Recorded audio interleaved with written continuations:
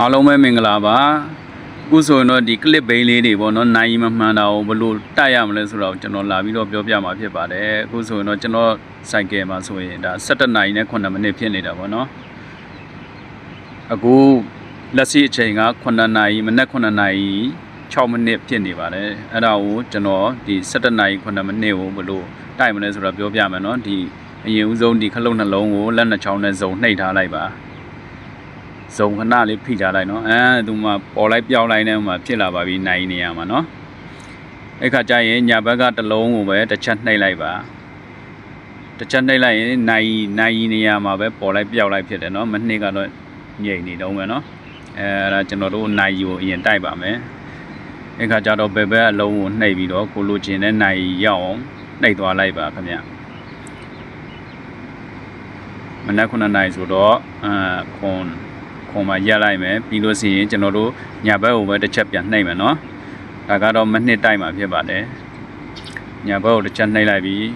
မနှစ်နေရာလေးပေါ်လိုက်ပြောင်းလိုက်ဖြစ်နေပါပြီအခါကျရင်ကျွန်တော်တို့ကိုလိုချင်တဲ့မနှစ်ထီရောက်အောင်ဒီဘက်ဘက်လုံးကိုနှိပ်သွားမယ်နော်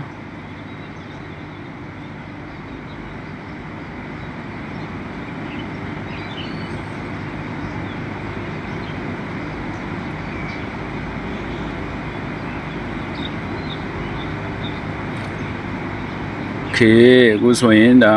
9နာရီနဲ့6မိနစ်ဆိုတော့ကျွန်တော်6နေရာမှာထားလိုက်မယ်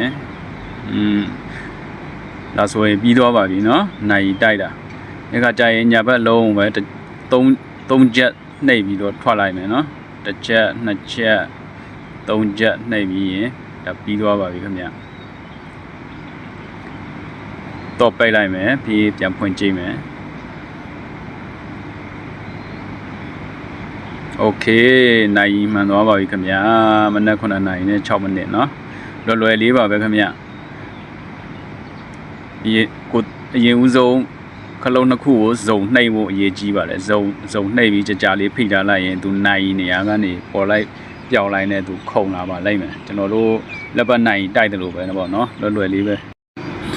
ကဲအခုဆိုရင်တော့ကျွန်တော်ရဲ့ဗီဒီယိုလေးတွေကိုကြည့်ပြီးတော့တငယ်ချင်းတို့လည်းစမ်းလုပ်ကြည့်ကြเนาะလွယ်လေးပါပဲခင်ဗျ